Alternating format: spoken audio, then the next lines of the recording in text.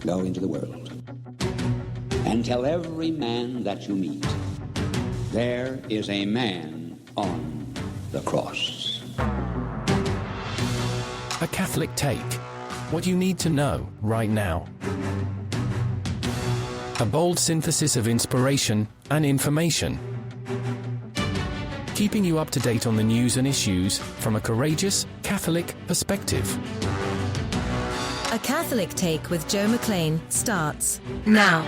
Praise be to Jesus Christ. Welcome back to A Catholic Take, a bold synthesis of information and inspiration. I'm your host, Joe McLean. So good to be on with you. Praise be to God. Today, we're going to be talking about infiltrating the Jay-Z, P-Diddy culture. Let's talk about some hip-hop for a second here. It seems like the culture of hip-hop might be a wee bit too toxic, don't you think? Especially given the more recent allegations of some of their superstars, their leaders. I have no idea. But it is interesting nonetheless. And we want to have a conversation today with somebody who shares our Catholic value. Enoch, the Catholic rapper, is going to be on the program at 30 past the hour. He's got all kinds of hip-hop songs and lyrics and everything else on his channels. We're going to be linking to all of it today in the show notes. Praise be to God. But I'm really curious. Is it possible to evangelize that community, that culture? Is it possible to infiltrate the P-Diddy world and to win souls for Christ there? Where's the fine line between enculturation and going too far? And how do we reconcile that culture with our Catholic faith? All of those questions on deck today with Enoch, the Catholic rapper, at 30 past the hour. With Luigi Mangione and Daniel Penny in the news right now, especially given both of their cases. What are the overlaps there? We're going to have that conversation with Brent Haynes, Catholic attorney and friend of the program, at 14 past the hour. We will, of course, put all of the links to everything we discussed today in the show notes for you at thestationofthecross.com/ACT. Can I give a big shout out to everybody who hung out with me last night for the Catholic Bible study? Praise be to God. Thank you for doing that. I really enjoyed that. It is a real highlight every week. And did you know that today, or I guess it was yesterday, the most people who were given pardons, the most people who were relieved of their criminal sentences in the history of the country, 1,500 people received clemency from Joe Biden yesterday. That includes 39 pardons, the largest in American history. Who knew? Let's get started. We have much to get to today. Do us a favor and share us with a friend. Let's pray. In the name of the Father, the Son, and the Holy Ghost. Amen. Remember, O most gracious Virgin Mary, that never was it known that anyone who fled to thy protection, implored thy help, or sought thine intercession was left unaided. Inspired by this confidence, I fly unto thee, O Virgin of Virgins, my mother. To thee do I come, before thee I stand sinful and sorrowful. O Mother of the Word incarnate, despise not my petitions, but in thy mercy hear and answer me. Amen. In the name of the Father, the Son, and the Holy Ghost. And now your saint of the day. Our Lady of Guadalupe, pray for us. The Blessed Virgin Mary appeared to St. Juan Diego on Saturday, December 9th, in the year of our Lord 1531, on a hill near Mexico City, and asked Juan Diego in his native Aztec language to tell the local bishop to build a shrine where Our Lady appeared. The next day, Juan Diego convinced the bishop to wait for a sign which Our Lady promised to reveal on Monday. But Juan Diego was forced to spend the entire day caring for his sickly uncle, and on Tuesday, December 12th, he attempted to avoid both the apparition site and the bishop, embarrassed for missing the sign.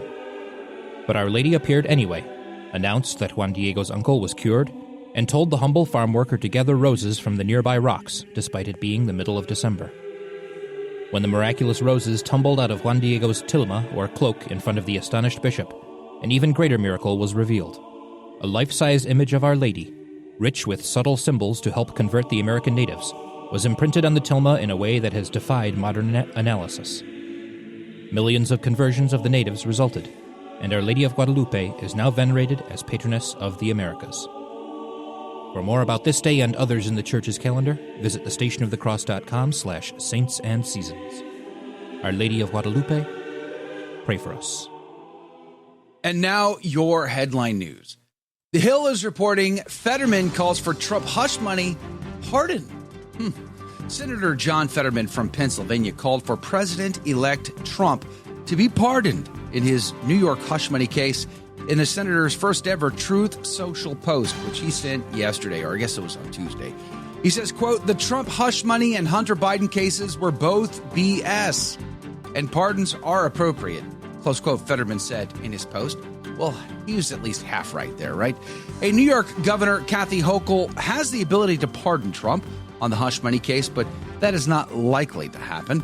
Rep. Dean Phillips from Minnesota, who ran as a primary challenger to President Joe Biden back in the 2024 election, remember that so long ago, also pushed Hochul to pardon Trump back in May. Breitbart reports Bernie Sanders says he'll probably leave the Senate at age 89. Senator Bernie Sanders from Vermont suggested that he would probably not run for re-election in 6 years, when he will be 89 years old. Sanders, currently 83, is among the oldest members of the Senate, including Senator Mitch McConnell from Kentucky, who is also 83. Sanders has been in the Senate since 2006 and won re-election in November. And before that, he served 8 House terms, entering Congress back in 1991. I don't even think I was born in it. Anyway, Catholic Vote reports FBI Director Wray resigns. Federal Bureau of Investigation Director Christopher Wray has announced Wednesday that he is resigning from his post. The news comes in the wake of numerous scandals involving the agency seeking to spy on Catholic Church communities, as well as targeting Catholic and pro-life Americans for prosecution. Those are your headline news. The gospel today comes to us on this feast day of Our Lady of Guadalupe. I took the option here, Luke chapter 1, verses 39 through 47. And Mary, rising up in those days, went into the hill country with haste into a city of Judah. And she entered into the house of Zechariah and saluted Elizabeth. And it came to pass that when Elizabeth heard the salutation of Mary, the infant leapt in her womb, and Elizabeth was filled with the Holy Ghost. And she cried out with a loud voice and said, Blessed art thou among women, and blessed is the fruit of thy womb. And whence is this, that to me, that the mother of my Lord should come to me? For behold, as soon as the voice of thy salutation sounded in my ears, the infant in my womb leapt for joy. And blessed art thou that hast believed, because those things shall be accomplished that were spoken to thee by the Lord. And Mary said, My soul doth magnify the Lord, and my spirit hath rejoiced in God my Savior. The Gospel of the Lord. Praise to you, Lord Jesus Christ. I love this passage. I love it, I think, a lot because of the typology that's at stake here. The play, the parallels between 2 Samuel and what goes on here. If you go back and look at those parallels, it's truly amazing. Our Lady is the Ark of the Covenant, the true covenant, the Word made flesh, the law written in flesh.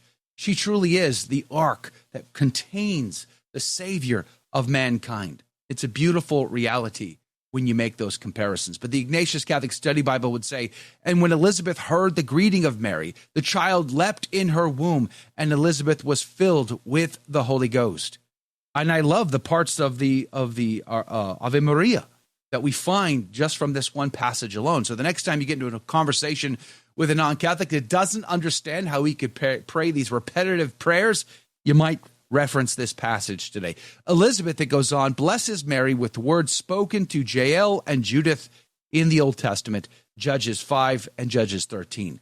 These women were blessed for their heroic faith and courage in warding off enemy armies hostile to Israel. Victory was assumed when both Jael and Judith assassinated the opposing military commanders with a mortal blow to the head.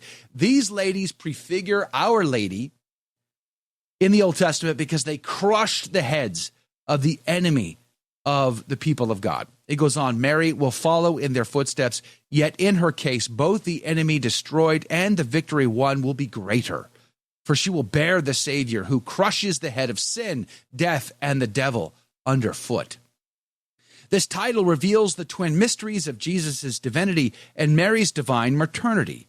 Note that every occurrence of the word Lord in the immediate, chapter 1, verse 45, example, and surrounding context refers to God. Mary's divine motherhood was the first Marian dogma expounded by the Church. The Ecumenical Council of Ephesus, AD 431, defined her unique relationship to Christ and honored her with the title of Theotokos, the Mother of God. This was reaffirmed in 1964 at Vatican II in Lumen Gentium. Theotokos, AD 431, the Council of Ephesus. Remember that. Write that down. Just remember that. You're going to want that for later. It goes on. The Magnificat is a hymn of praise and a recital of God's covenant faithfulness. Mary extols humility and rejoices in God's blessing on the lowly. The song also introduces the theme of God's mercy, which flows into the following episodes. The Magnificat is imbued with themes of imagery from the Old Testament. It closely resembles the song of Hannah in 1 Samuel chapter 2, while other passages illumine the background from Psalm 89, Psalm 98, Sirach 33, Habakkuk 3, how do you say Habakkuk 3? You know, the one thing that I sort of always land on in this passage, my soul doth magnify the Lord. Could you rightfully say that about your soul? Does your soul magnify the Lord? Let's be honest. Nope, it does not. Neither does mine, by the way, but Mary's does. And there's no human like her in the history of all humans. Her soul magnifies the Lord. We'll be right back. Brent Haynes is on deck next. Don't go anywhere. Did you know you can help evangelize simply by using your cell phone? The Station of the Cross is partnering with iCatholic Mobile, America's only Catholic mobile phone company. When you join iCatholic Mobile, a portion of every dollar will support our programming. Plus, you'll enjoy great service with iCatholic Unlimited 5G data, text, and talk. With iCatholic Mobile, you can stay connected with family and friends while also spreading the truth of Jesus Christ with clarity and charity. Join today at iCatholicMobile.com.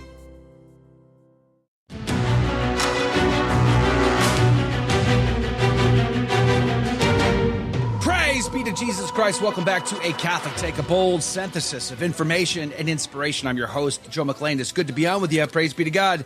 Hey, coming up at 30 past the hour, let's have a conversation about the P-Diddy culture. Can we infiltrate that instead of it infiltrating us?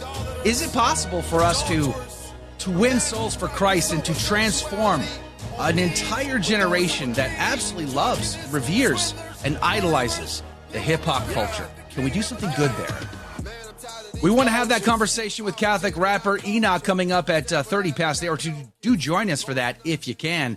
But there are lots of stories in the news that are of great concern to us, and I'm sure they are to you as well. And especially with the Luigi Mangione case where, this assassination of the United Healthcare CEO, that's kind of a big deal. But then Daniel Penny was in the news and kind of fell off because of the United Healthcare Worker CEO assassination. To talk about the significance of these cases and maybe their parallels is Brent Haynes, attorney, Catholic freedom fighter, and friend of the show. Brent, good morning to you. Thank you for being on with us. Good morning, Joe. Good morning, everyone. Let's start with Daniel Penny. That news broke, and it was kind of a big deal. Some people were very mad that he got pardoned, especially in the Black Lives Matter community. They were very angry with him over being pardoned over that. And then it dropped off after the Luigi Mangione case broke. So how do you see the Daniel Penny case? Well, Daniel Penny was acquitted by a jury, not pardoned. The pardon is done by a governor in a state case with a president in a federal case, as you just reported with President Biden. And I'm surprised that you're right. This has sort of dropped off the radar, sort of been overshadowed by the shooting of the United Healthcare executive. And then there are people I still talk to who barely remember the details. We have so much news out there these days, but this is a consequential case. What happened was on May 1st of last year, a very troubled young man got on the subway in Manhattan and started screaming death threats. The witnesses on the subway car testified that he was screaming death threats. and that, he scared them, and it was worse than what you would typically encounter in the New York subway system, which is already bad enough. And this is in the midst of, just days earlier, someone had been attacked with an ice pick on one of the trains. People have been shoved onto trains or in front, against trains or in front of trains. Other people have been attacked in New York. You see these reports frequently, far more frequently than they should occur, because of the new DA they've had in New York in the last few years, and just a general reform of criminal justice attitude that treats criminal defendants more like victims, such as cashless bail. These people commit crimes and they're back out on the street right away. So this young man gets on and starts threatening people, and the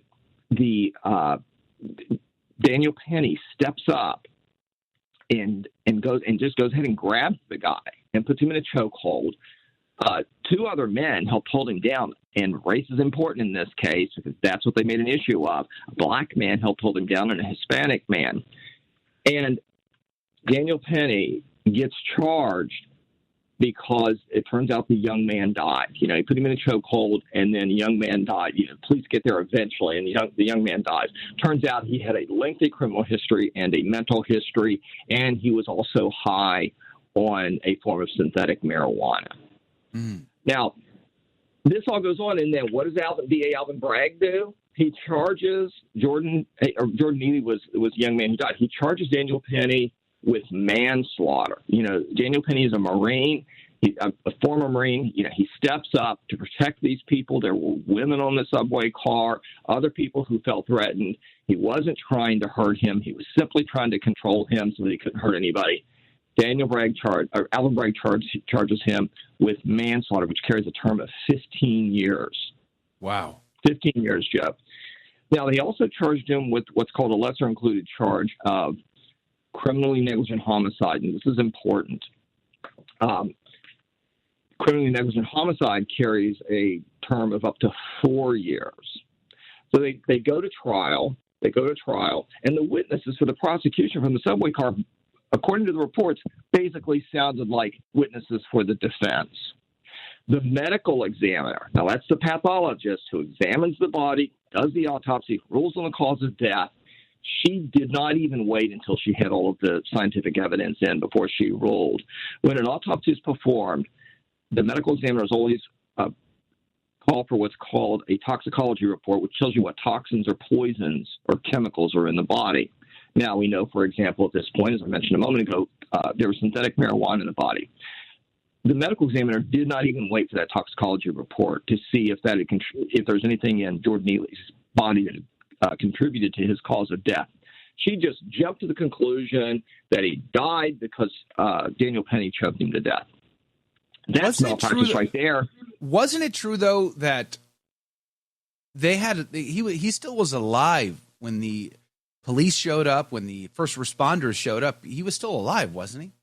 Well, that's part of what the trial is all about. Is what is the cause of death, and obviously they're going to want to consider when. It's not as if they had a doctor immediately, a pathologist immediately on scene to determine all of that. But the critical point for the prosecution here is you're putting a pathologist on the witness stand, your expert witness on the cause of death, and she says, yeah, I made my decision. It doesn't matter what the toxicology report said. I didn't even have that when I made that decision. Joe, that's not just unprofessional. That's malpractice for a pathologist. But the point is he gets two charges. Now, this is another critical point, and this is where the prosecution and the judge again violated Daniel Penny's rights. It's bad enough that this young man who stepped forward to protect people who were frightened, who were terrified, who couldn't necessarily protect themselves against someone who says he's ready to go to prison. The judge gives them the jury charge, which is the official form with the jury instructions. And the jury charge says, first, you consider the more serious charge, in this case, manslaughter. And this is important. Only if you acquit on the manslaughter charge do you then and only then do you move on to that lesser included charge of criminally negligent homicide and consider whether or not to convict Daniel convict the defendant of that. If the jury looks at the manslaughter charge and says, you're guilty by unanimous verdict, well, then obviously the verdict is in. If they say, okay, you're not guilty, then the way the law exists is they want the jury to consider, well, he didn't commit the more serious crime, but maybe he committed the less serious crime. But you're supposed to make that decision on manslaughter first. That's the way the district attorney charged the case, and that's the way the judge instructed the jury in the jury charge. The jury comes back after deliberating and says, look, we can't come to a decision on manslaughter.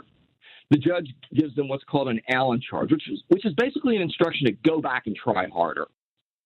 Jury comes back shortly after that and says, we're hung up.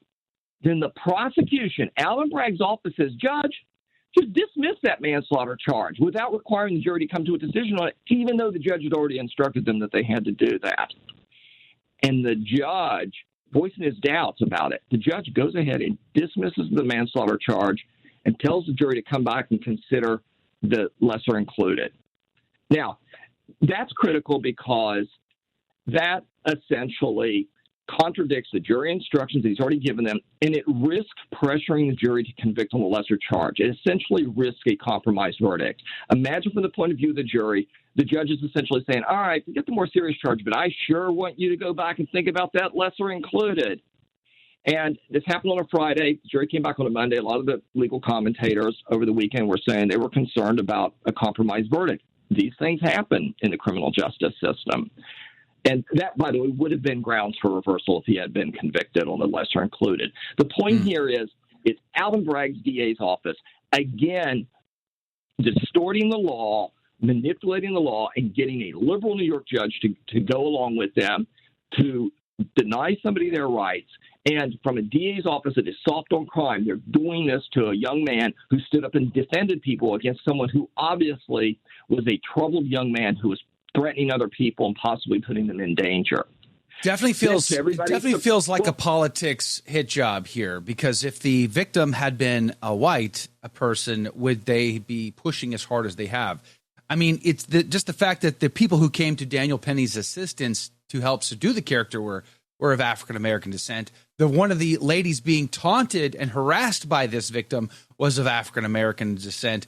Clearly, race wasn't a factor in this, and yet it's being treated that way. And I'm sure today Daniel Penny is receiving death threats from certain quarters because he's seen as a bad guy. But we're going to run out of time here. I do want to get your take on Luigi Mangione and the United Healthcare worker assassination case. What's your take on that? Yeah, compare the response to this and look at the broader social response. First, Luigi Mangione is a product of an elite prep school, one that costs tens of thousands to go to, and then a product of the Ivy League college. And what do they teach in recent years in these elite schools? What does the education pound into the heads of young students? What does the college system teach students? They brainwash them in this woke philosophy of progressivism, diversity, equity, inclusion. Capitalism is bad. The entire economic and social system has to be reformed. It even has to be destroyed. Look, we should not be surprised at what Luigi Mangione has done. We saw what happened with the Black Lives Matter riot several years ago. We saw what happened with the Antifa riots a few years later. Mangione's shooting of a corporate executive is simply following the beliefs and the rationale of the woke left to their logical conclusion. Remember, the fundamental principle of Marxism, which is the fundamental philosophical construct underlying the progressive movement, that fundamental principle is contrary to what you and I and other Christians believe in. They believe the end justifies the means, and they believe that man is perfectible. And if capitalism is wrong and corporations are evil, then killing a corporate executive, especially one who you think has aggrieved you or wronged you or has wronged society, it's not only logical, Joe, it is a moral act. And if man is perfectible, the only thing you need to do is have the right people implementing the right policies, and then society will be equitable and just. But in order to do that, you have to tear down the corrupt institutions of the current unjust society, including capitalism and the nuclear family, which the Black Lives Matter movement admitted. And you have to do that so that you can build a just new society, Joe. And when you do that, If they're I want to ask you this. If they're casualties, then that's not a moral problem for these people. Nobody should be surprised by what Luigi Mangione did. Okay, well, hold on. I want to ask you this because we are going to run out of time now. We got about 30 seconds here. Why is it that in some cases that go down in this country with like mass shooters, for instance, their manifestos are dragged out and never released? This guy's manifesto is released almost on the same day that he's apprehended from McDonald's in Altoona, Pennsylvania. How is that? Can you explain that to me? I don't understand that. Well, Joe, remember, have we seen the manifesto? Or how long did it take to get information about the trans shooter in Tennessee that went into the Christian school and shot the children? That's my point. Could it be that the progressive bias that infects the office of DA Alvin Bragg in New York and the judges in New York infects the FBI and other law enforcement agencies around the country and liberal jurisdictions? Yeah, it seems fishy. Something doesn't add up in that case. Hey, Brent Haynes, I appreciate your take on these stories. God bless you, my friend. Thanks for hanging out and being on the team today. Coming up after the break, let's have a conversation about the toxicity of the hip-hop culture. Entire generations, now a couple of the last few, have really dived deep into the hip-hop culture. And their icons, P-Diddy, Jay-Z, and the rest, seem to be corrupt to the core. And they are corrupting so many souls. Can it be saved? That's coming up next. Don't go anywhere. We'll be right back.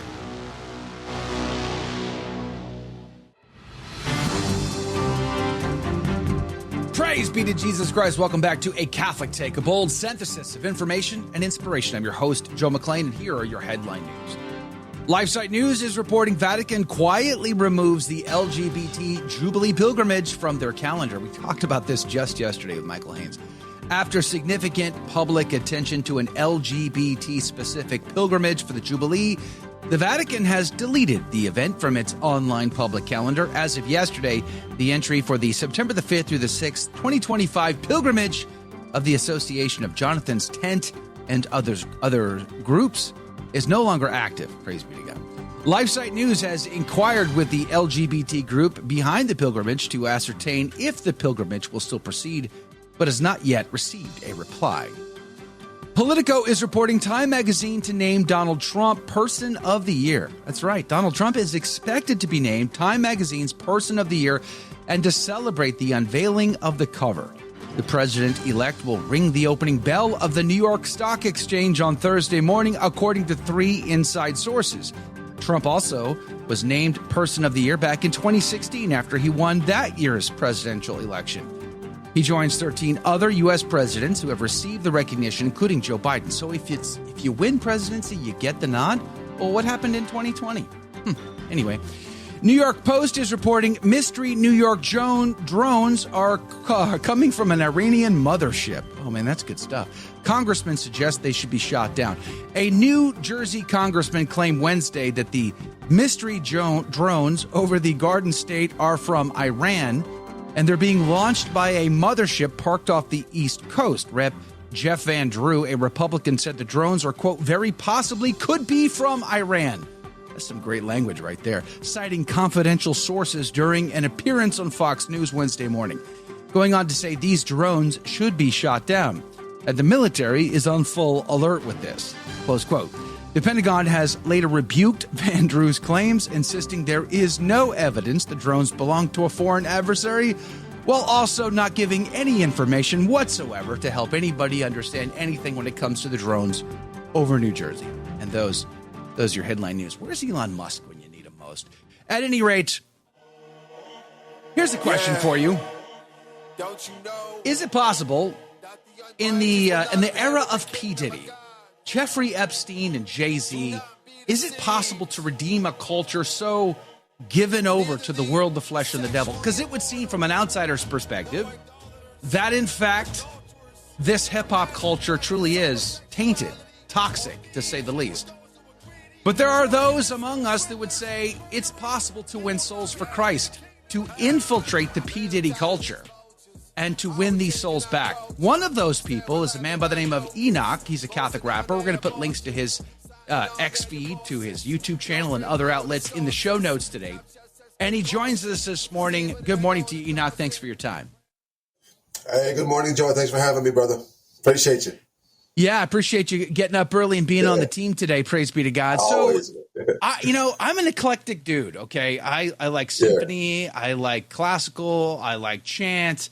I've been to Metallica and Kid Rock concerts. I've been to 9 Inch Nails concerts, and I went to a Snoop Dogg and Dr. Dre concert, and I hung out with Coolio at a nightclub in Honolulu once. So Get out of here, really? I've been all over the map. I've been there. I've done that when it comes to eclectic music.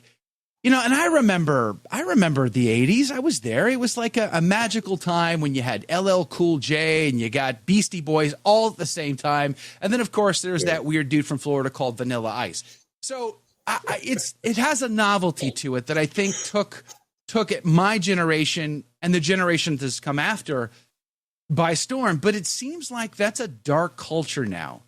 When Will Smith was being the Fresh Prince of Bel-Air, that's not the same as what we see today.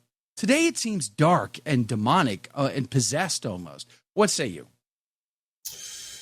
That's actually a very good analysis, and it's actually very true. If you look back in the late '80s with Rakim, KRS-One, Big Daddy Kane, LL Cool J, hip hop. Even when Nas came out with Illmatic, which was a revolutionary album, hip hop was about the experience of what the urban community was going through. They were just speaking about their experience growing up in New York, right? Because that's where it started. It was the Mecca. It wasn't until the early 90s where executives came in and thought, hey, this music could really shape an entire culture, not for the good, but for the evil. And it was foreign, and this is already news.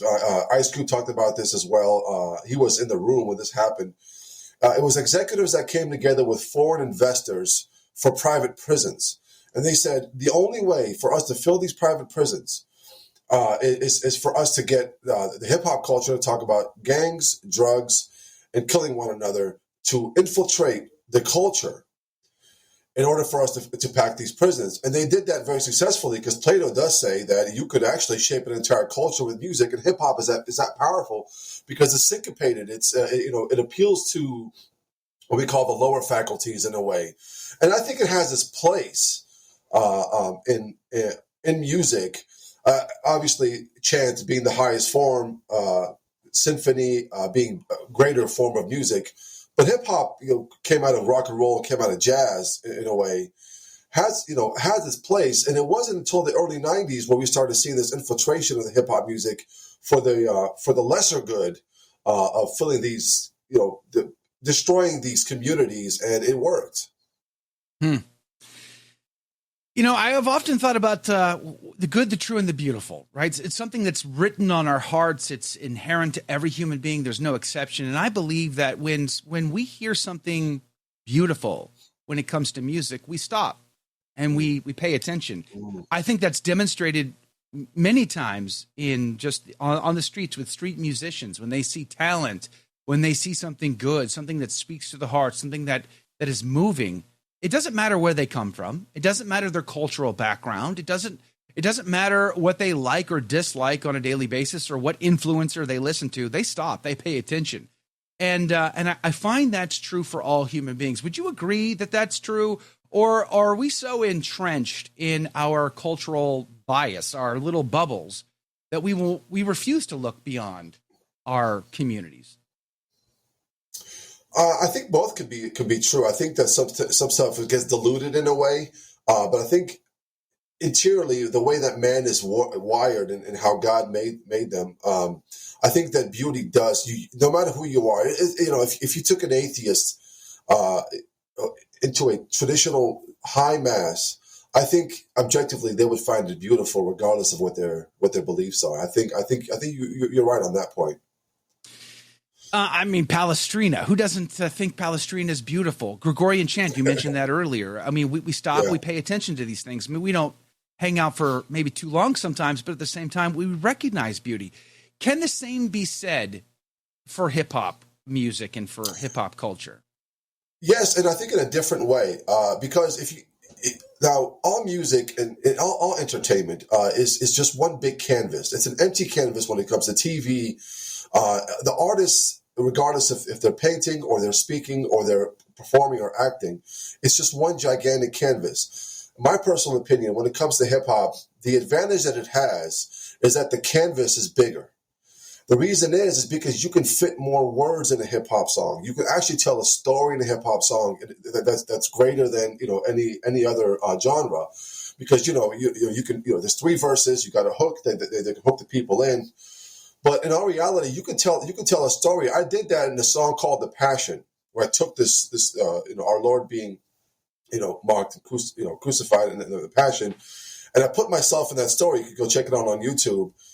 There's a little twist at the end, but you can tell these really cool stories to evangelize. And hip hop being a medium, it's just a form of music. It's not great music, but it is still music that you can actually use to evangelize. And it being the number one sold, the number one listened to genre in the world for the last 20 years, I believe, it would be pretty bad for us not to take something that is just a medium, that is not intrinsically evil, that could be used in moderation, could be listened to in moderation. If you look at the majority of the people listening to my music is folks who work out, because you don't really want to work out to chant. It's just not the right. It's not the right time for it. Or you've got families who, when they're doing chores at night, and they put on my music for the kids. The kids are kind of having a good time getting the chores done. That's the feedback that I've gotten. But in all realities, there's things that you could do with hip hop you can't do with any other music. I'll give you one last example, if you don't mind. There's things called double entendres, punchlines, where you could formulate 3 to 4 different meanings in 1-2 sentences that people can think about. I think it's an art in that sense, not so much sonically, but it is an art in a way that the artist puts together. I think it's really cool.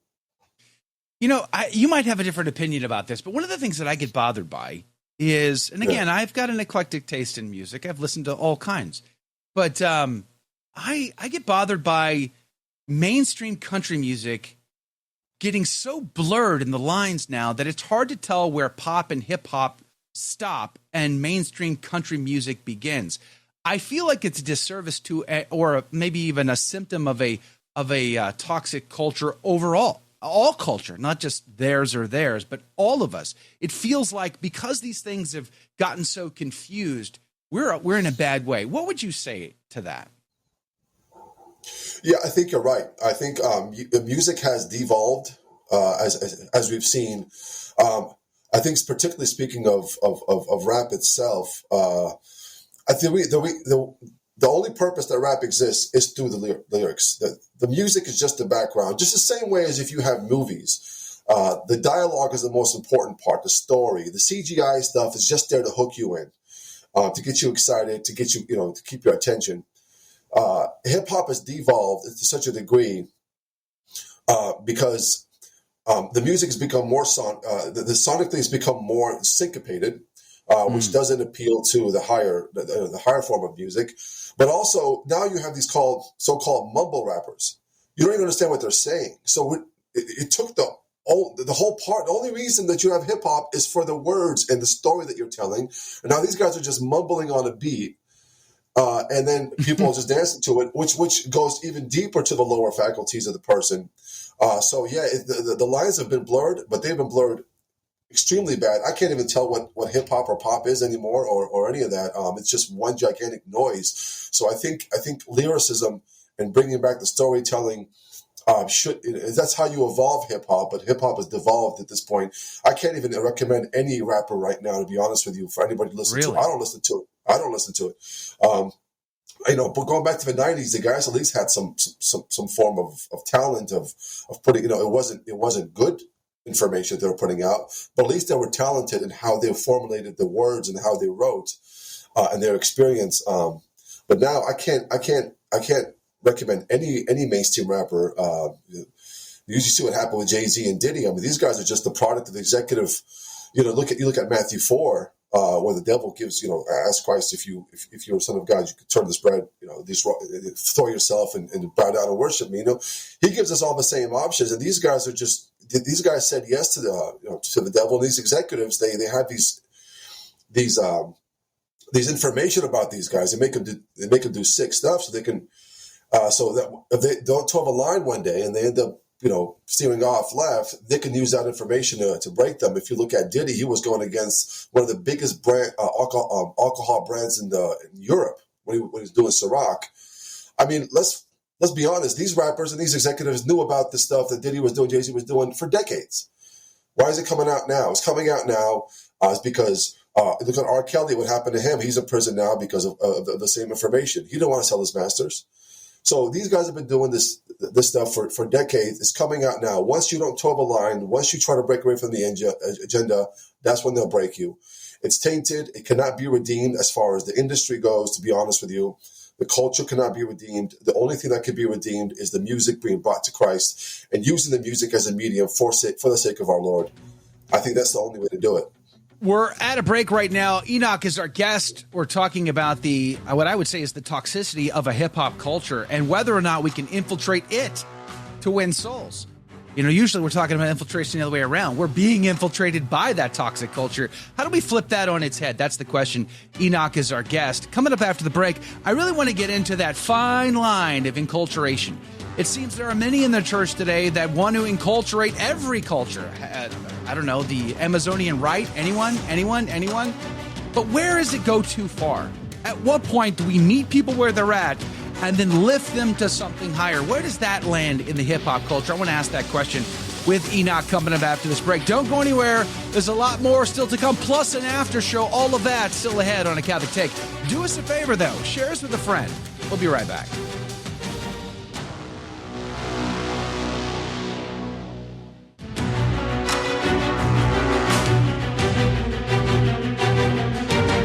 Praise be to Jesus Christ. Welcome back to A Catholic Take, a bold synthesis of information and inspiration. I'm your host, Joe McClain. Praise be to God. We're having a conversation about the toxicity of the hip-hop culture and whether or not we can infiltrate that culture to save souls. From within, that's the question. And there are people out there who are trying to do this right now. Enoch is one of those, and he is our guest this morning. Praise be to God. Before I jump back in, I did want to say, today is the feast day of Our Lady of Guadalupe. We're talking about the Amazon rite. I mentioned that a minute ago before we went to break. I want to make a recommendation because it is insane in the membrane, as my good friends at Cypress Hill used to say, to embrace something so bad. The Amazonian rite is not a good thing. It doesn't do good for the people in the Amazon when we lie to them and pretend like their toxic pagan past is good for them today. It's not. God meets us where they're at, but he takes us someplace better. And I want to say that you need to read this book right here, Warren Carroll's Our Lady of Guadalupe and the Conquest of Darkness, today on this feast day of Our Lady of Guadalupe. So check that out. I'll put a link to it in the show notes for you at the top of the hour. Hey, Enoch, welcome back. Thanks for hanging out with us today. Appreciate having you on the team. Thank you, Joe. Thank you. Let's talk about enculturation, because a lot of people today use that as their get-out-of-jail-free card, their wild card, right? I was just thinking about the vestments at Notre Dame with the Uno cards. Anyway, let's not get too distracted. There's a lot of people who I get it. Like, if you're an inner city urban kid and you've grown up in this hip hop culture, and then all of a sudden you are, you're embraced, you are met with, like, let's say, a youth minister or something like that, or there's Catholics that are talking to you, apologetics or whatever, and you're invited to mass, and then all of a sudden it's Gregorian chant or whatever, and maybe they recognize the beauty, and maybe they see something greater than themselves, but maybe they feel like they're an outsider looking in, and they're struggling to fit in, and they want to experience something that they're familiar with, that hip-hop culture. There are some, Enoch, that would say we have to go above and beyond for those kids. We have to go above and beyond for that community. And we got to take that ball as far as we can. And they kind of use it as their excuse. I believe there's a fine line here and we go past it. What do you say? Yeah, I 100% agree with you. I'd be the first person to advocate the TLM across the board. I go to the fraternity. I'm a TLM guy. I did do youth ministry for about 10 years. So it's funny you said youth minister in San Diego. And I think we have about 300 to 400 confirmation students every single year, high school. Wow. It was a very large. And you would see a lot of, white headphones in kids' ears constantly. And I'm like, I was running, I asked them, what are you always listening to? And they would just name off all of these rappers. And I'm like, wow, it's such a gigantic genre that it's gotten to Everybody's listening to it. But to answer your question, I was approached by, I think, who was it? By a parent. He said, hey, can we do some type of like cool hip hop mass for the kids? And I said, absolutely not. Because it's just not. And not only that, you have a couple of Catholic rappers who I will not name, who actually do a concert inside the church right in front of the tabernacle. Wow. That's a no-no. That's an absolute no-no. There's a sacred, and there's the profane. And I think that if you really want to incorporate in moderation some type of Catholic, the same that we do with so-called praise and worship music, which is just soft rock and roll for Jesus. You do it in a hall where you can have some type of music, some type of concert in a hall or outside. You do it maybe in moderation once every 3 months for the kids, whatever it may be. You can get them together, but you want the liturgy to be what it's always been, the Mass of the Ages. That is going to attract the youth a lot better than any hip hop mass that you can think about, or any bring in any culture. The same thing I would say to those folks is do it. I've done this before, and this is what I like to do is I like to go out and perform for the youth and the young adults, to speak to them. But see, for me, music is just the Trojan horse to bring in, because the one thing that I think the youth needs to listen to now is the idea of redemptive suffering. Mm-hmm. I think it's we've dropped the ball as far as youth ministers, as talking to kids about redemptive suffering and the fortitude and the beauty of what is suffering. We've lost that. So my main thing is, what I like to do is I like to go perform in a hall or outside, not in church, for the youth, and then speak to them about redemptive suffering or suffering. And I think you could do it that way. But I agree with you. I don't think it should, other than the TLM, I don't think any other mass should belong universally in the church.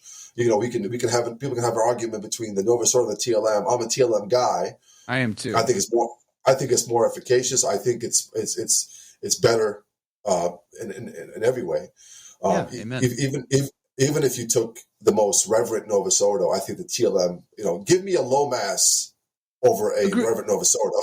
Let me ask you this. I agree with you, but let me ask you this. So if you're young person and you're into hip hop culture and they idolize the P-Diddys and the Jay-Z's and the Beyoncé's and the Cardi B's, they idolize these people.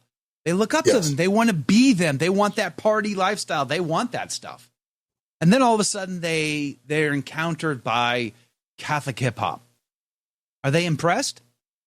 Or do they think it's, or do they look at it like, God's not dead? You know what I'm saying? Like, do they look at it like nice try, sincere maybe, but really the acting needs work? Like, I mean, how do they see that from the outside looking in? No, that's a good question. I think it's going to depend on the quality of the music and the quality of the rapper.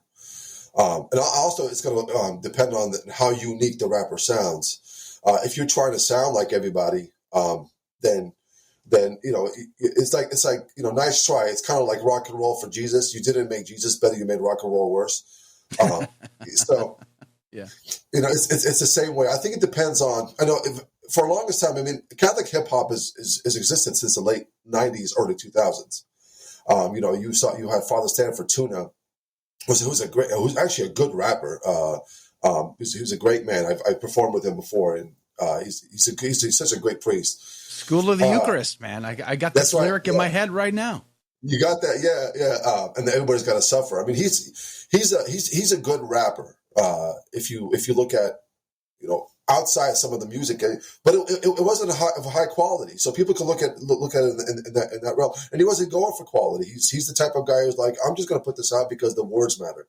But nowadays, with the technology that we have and the plugins that we have, you don't want to hear the original song that I put out, the drafts, because they're horrible. You want to hear the product that's already finished, that's already mixed and mastered, and that's what you. And I think if you could put out a very high quality product, and you're using the music as a medium, but you're talking about the tradition of the faith. You're talking about the traditional Latin Mass. I have a song called Mass of the Ages, and now you have groups like Foundation You have artists like Prodigal. He's a Gen Z rapper. You have guys who are making high quality Catholic hip hop music that I don't think that you can ignore that anymore because we don't need the record labels and executives anymore. It's gotten to a point where independent artists can thrive in this, and there's in a way there's a secondary music industry that's popping out that is not part of the executives, that is not part of the record labels, because we don't need them anymore. We have the tools now to bypass them and to bring our music onto the listener directly. They had the money, but very slowly people are starting, because now if you look at Christian hip-hop, I'm not talking about Catholic, I'm talking about Protestant hip-hop, it's right up there with listeners and views as the others. So there is a way to infiltrate, and there is a way to bring it. It's being done right now as we speak. All right, praise be to God. We're having a conversation with Enoch. Enoch, I'm grateful for your time today. Thank you for doing it. Praise be to God. Thank you.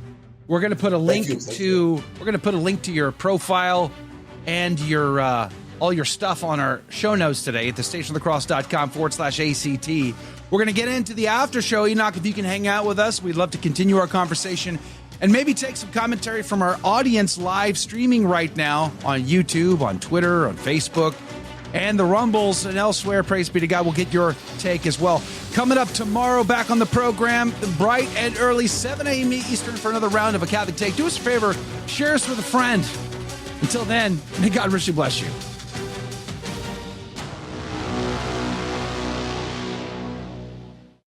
Catholic radio has just been a lifesaver for me. I still listen to it every day. I start my day with it. I listen to it all day long as much as I can. I am very grateful for it. It's just an amazing thing to have, as I am new to Catholicism. Obviously, it's not only helping me, but it's helping so many other people on their walk. Thank you. God bless you for iCatholic Radio. It has changed my life. Donate today at thestationofthecross.com. And we're back. Welcome to the after show, everyone. And thank you, Joe, for at least letting your camera freeze on a nice, happy, smiling picture of you. Yeah. It's nice and pleasant. It could be worse. I'm not sure what's going on. It crashed. It's like completely crashed. Okay. My computer. The story of my life is always about tech problems. I don't understand why everything is always about tech problems. Well, when you add your 15th camera to your setup, Joe, it just exponentially increases the risk of... Who are you to judge, okay? Don't judge me just because I've got 87 cameras. Like, please. Anyway. Hanging out for the after show. It froze on me. It just decided to stop working. Obviously, I needed to reboot, but I didn't want to do that with 2 minutes on the clock. But... we survived it. Praise be to God. Enoch's a pro. He handled it well. Jerome, good morning to you. Enoch and Mercy Divine, Onward, the Jessica Hanna tribute. Thank you, Jerome, for posting that in the Telegram group this morning. Sci-Fi, good morning to you. Your computer's giving you a hassle, too. I hate computers. I should be a Luddite. In my retirement, I think I might be. Hey, good morning to you, Mike K., our friend from Virginia, Paul, our friend from Buffalo, Janice. Is what even legal? What's legal? I think they were talking about the Daniel Penny trial with the two different charges. What a setup, man! Yep. What a setup! Yep. Good grief! Like, what world do we live in? It really is. It's like the dystopian world of Metropolis. It's the Batman world we live in. It's like, good grief. Nick the Mike, good morning to you. Anne, good morning to you. Paul, again, Trad Jack Burden tweet in tow. Eileen, good morning to you. James 16897, good morning to you. I see Jen Nugent here. Praise be to God. Troy Lockett's here. Good morning. Thanks for hanging out with us today. And as Holy Roman Emperor, I will require the reading of this book, just so you know. So I would get your copies before I get elected, because once I'm elected, it's on the summer reading list. It's on the summer reading list. Summer, like that's like 6 months away. What are we talking about? Well, that's the summer reading list. Didn't you have a summer reading list? No. I had summer reading lists. And I hate when I was in high school. I had a summer reading list every summer, and it was a lot of garbage. Did Enoch have to take off? I'm not sure. Enoch, are you still there, or did your camera just give out? I'm still here. I just got to make a quick phone call real quick. Oh, okay. Right back. Yeah, do what you got to No do, worries. man. Do whatever you need gotta to do. It's, we're good. Hey, Liz Finch, good morning to you. Deborah, good morning. Kilroy Jones. Frank Rangel, good morning. Helen Grace. Edu, good morning to you. KSW, Benedictine Oblate. Evelyn. David, good morning to you. David Tito Rosa says, Enoch, you're my workout playlist. That's Nice. awesome. What kind of music do you listen to while working out, Jake? Me? Yeah. Let's see. Do you work out? I didn't even ask the question. I do. I used to go to a gym more regularly. I just have a little home workout set up right now. But, I mean, I listen to a lot of synthwave, retrowave. I think I posted one of my favorite. Like, say that in English. Synthwave. What is that? It's synthesizer music. It's 80s throwback retro music. like television show theme music? Is that what we're talking about? A lot of it does sound very much like takeoffs on Airwolf and Knight Rider and stuff like that. I think I posted one of my favorite workout tracks to the Telegram group a while back. It's got different lines from Arnold Schwarzenegger mixed in, and it's got a little takeoff on the Terminator melody, but it sounds kind of like the soundtrack to like Commando or whatever. It's great. It's really fun. But I listen to that. I do like a lot of classic 80s kind of who's got the sirens going? Is that you? I think Enoch's got some sirens. Enoch, man, you live in a dangerous part of Kentucky or something? Like, what's the deal there, man? It helps with my street cred, you know. I gotta get Are you just playing like a sound effect in the background? They're actually just going off because someone's cat's stuck in the tree. It's like like where you live. I expect to hear chickens, and like roosters in the morning. They're far away. Yeah, they're here. They're here too. Yeah, they're far away. Oh man, that's hilarious. What do you work out to, Enoch? What are you working out to these days? What do you listen to when you work out? Rocky soundtrack. That's my go-to. Really? Yep. Eye of the Tiger? Is that what you're going with? Eye of the Tiger.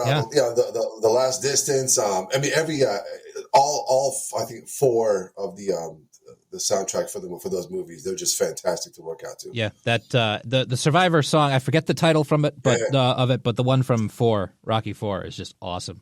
I think the Burning Heart. Burning Heart is amazing. That is a great song. So I like that genre for working out. It makes you feel like you're an 80s action hero. That's good stuff. 80s action hero. That's the thing is like when I'm working out in my head, I've got 80s action heroes. I've got Arnie, Sylvester Stallone, Pumping Iron, all that sort of thing. So I like music that reminds me of that for working out. You know what I need? I need the song. I got to go back and look what was the song from Lone Wolf McQuade when he was in his Bronco, dug buried underground, and he he hit the supercharger and drove himself out of the pit. Like, I need that song. That's there you go.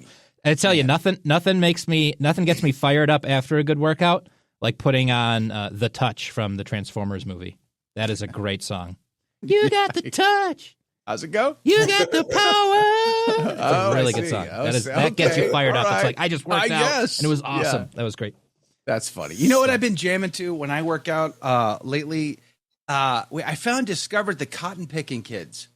They are a Catholic family out of northern Alabama, and they've been playing folk music since they were wee high, and now they're older teens and probably early 20s or whatever, and they're fantastic. They're really, really good. And so I have a couple of their albums. I'll be listening to them. And just in general, I think I like bluegrass. I've really come into a time in my life where I like listening to bluegrass music. So when I'm working out, I like the fast banjo, deal. So I think that helps me when I'm working out. I don't really go for, I actually don't, a lot of times I don't even want to hear lyrics. I just kind of want the music in the background when I'm working out. You want some kind of rhythm or a beat to work out to. It doesn't have to be a really loud one, but just some kind of rhythm helps with working out. Upbeat. Rhythm is not a bad thing, even though it's a lower faculty of music. It's just like food is not a bad thing, even though you're supposed to give it up for Lent, that sort of thing. Let me follow up on that and ask this question. So I did once hear a priest warn about tribal beats. And this has been bugging me just a wee bit because I also, because of my Scottish ancestry, I like Scottish and Celtic music too, but not just like the folk music that we hear today, but like old school, more tribal Celtic music. And I've always felt guilty about that since hearing that priest preach on that. I feel like there's an overlap when it comes to hip hop and that kind of music because they're both rhythmic based. So what do you say about that, Enoch? Do you think that is there a reason to be worried or concerned about tribal music in that regard? Yes, I think there is. I think when it's consumed exclusively, and that's what's happening right now in the culture, is people, hip hop is their main, their main source of music. We listen to all the time. I think when it does that, it's a problem. But like we said, there are times for it. A marching beat is good for an army to get you pumped up. It's good for lifting weights. It's sometimes if you're driving, you want some like country music, which is also syncopated. It's not the perfect form of music, not as syncopated as hip hop. But I think in moderation, in moments where it's necessary, I think you could listen to it. Where I think the problem is where people it's on 24/7. That's what they're listening to all the time. And I think it can affect the pastors in that way. It's mastering you rather than you mastering it. That's the problem. Yeah, I would agree. Hey, let me get some more shout outs here. iCatholicMobile.com is on the team. Praise be to God. Thank you for, again, sponsoring us. We really love you. iCatholicMobile.com. Hey, Lori Powell, good morning to you. Mimi, good morning to you from the beautiful hill country of Texas. Patty is here. Good morning. Junior Barr, my friend from West Texas. Hey, you know anybody in West Texas needs to get rid of some doe deer? I'm here to volunteer. Call me up, June. I want to get that call before the season ends. Hey, I see Don Paddock. Good morning to you. Allie Lou, good morning. Thanks for hanging out with us. Elizabeth Ramirez, good morning to you. I see Sci-Fi Mike, Gus DMH, Lynn Pine, Nick the Mike, James 16897, Vivo Cristo Rey, and good morning to you. Thanks for hanging out with us today. Gregory, good morning, says Drums of War. Yeah, Adelaide, good morning to you. Helen Grace, again, good morning to you. Jake, the Joshua Charles book is excellent. Did you recommend Joshua Charles's book? I didn't, but I would because I like Joshua Charles. So I do too. Maybe they're thanking me for putting the link in the show notes, which is just my job to do. I don't know. Liz Finch is putting a tune in my head right now. It's an Enoch life for us. It's an Enoch life for. That's from the Annie, right? That was Annie. It was Annie. She had a question earlier. She's interested in knowing how you came up with that alternate spelling. By the way, Enoch. He used to be Alicia, by the way. Just some trivia, right. Enoch trivia. He used to go by Alicia, and then he reinvented himself. So tell us that story. That's right. It was my brother and I, because we were inundated into the hip hop culture in the mid '90s when you had the East Coast West Coast beef like everybody else growing up. Which side were you on? You were San Diego, so you had to be on West Coast. No, actually, funny story. I've always been an East Coast rap fan. I think East Coast rappers. You're dead to me. You're dead to me. Kick him off. Sorry. You're dead to me. I'm sorry. I was San Diego, but how's it go? Yeah, I wasn't a fan of the West. I was more a fan of the East Coast rappers. They were better lyrically, anyways. It wasn't until we had our reversion to the faith where we started to change our music from secular to. What caused the reversion? The early church fathers. They're undefeated. There you go. Yeah, undefeated. Yeah. So true. It was actually right in the beginning of Pope Benedict's arrival when he was when JP2 had passed away in 2005. 2006. Yeah, 2006 is when I had my reversion. I didn't find the TLM until 2016, and I've been exclusive for 10 years. So I've been exclusive TLM ever since then. But my brother and I did it for a little while. We got signed to a Catholic record company. Things didn't work out. They sold us back our masters. We put out the album Spirit versus Flesh in 2012. I got married, had kids. I gave it up. And it wasn't until I moved to Kentucky in 2020 where I picked it back up again because I had more time. California, you can't have a hobby in California. You got to work 3 jobs just to make ends meet in California. That's right. So I moved to Kentucky. I picked it back up again. I changed the name to Enoch, E-Knock. And the reason I changed it to Enoch is it actually means eternity knocks. So it's a double meaning. So eternity knocks. Also Enoch as from the prophet from the Old Testament, Enoch. So Edu wants us to ask you about what you think about mixing Gregorian chant with hip hop. I love it. I think it's kind of cool. Because hip hop is it's looped type of music. It's really hard to do. If you look at the song called "The Passion" that I made, there's no jungle rhythmic drums to it or anything. It's just chant and background music. And I tell a story. And the new album I'm coming out with, called The Book of Enoch, is coming out January 20th. I got 13 tracks. The majority of it is very dark, kind of chanty type of music, with a lot of hard hitting lyrics. So that one is look out for that one. I got a song called "Christ is King" or "Christ the King" on there.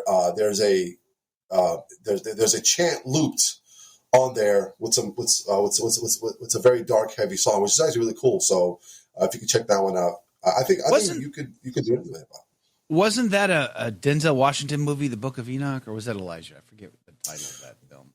Where he played the blind guy who was saving the Quran. Or no, he was the blind Muslim saving the Bible. That's what it was. Yeah, what was that called? I think it was called The Book of Enoch. What's called The Book of Enoch? Yeah, I think that's what. Yeah. Denzel's gonna get mad at me, you know. Yeah, he's gonna. That'd be great if you can get a. I remember I stole a title from Deacon Harold Burke's servers once, and then he called me up about that. That was fun. That's how we became friends. Actually, it was great. I mean, speaking of the early church fathers, the Book of Enoch was quoted quite heavily. It's apocryphal, but the early church fathers respected it a lot. They took it very seriously. There's the Pillar of Fires aspect in the Book of Enoch that's truly fascinating. Yeah. I would encourage everybody to check that out. I mean, a lot of editions of the Bible would include some of the apocrypha because they were referenced or cited in canonical books. So they would include those for doing proper research. Edu says Kung Fury soundtrack is the best retrowave workout music. I don't know if it's the best, but there's some great tracks on there. There's some really great tracks on there. I think Betamax has a track on that one. Oh man, Michael's on the team for jazzercise music. That's great. Oh man, I'll never forget the 80s and jazzercise and spandex. Like when I joined when I signed up for when I joined the Marine Corps in '91, you swear the oath. I had to report to duty before I went to boot camp, so I was showing up to the recruiter's office daily, and they made me do jazzercise. It was terrible. It was so terrible. Oh, that's tough, man. Rough. It was tough. I'm like, I'm supposed to be a Marine. This is gay. I mean, what are we doing exactly. here? Man. But let's see here. Silent Fire 88. Time to make Marky Mark and the Funky Bunch Catholic. Yes. Wouldn't that be amazing if Mark, could you imagine Mark Wahlberg doing another album? Do you think that could ever happen? You never know. We gotta ask his brother Jim. He's a traditional Catholic. You gotta ask his brother Jim to put that bug in his ear. Yeah, it would be interesting. Wouldn't it? It was the Book of Eli. You were right, Joe. You remembered it properly. It was Eli, not Enoch. I was so close. I was so clear. No more cease and desist letters for you. That's good. Praise be to God. Hey, Lil Daisy says, Lil Daisy's the only one with a rapper's name in our Insider crew every day. Yeah, Lil Daisy. Lil Daisy. Lil Daisy.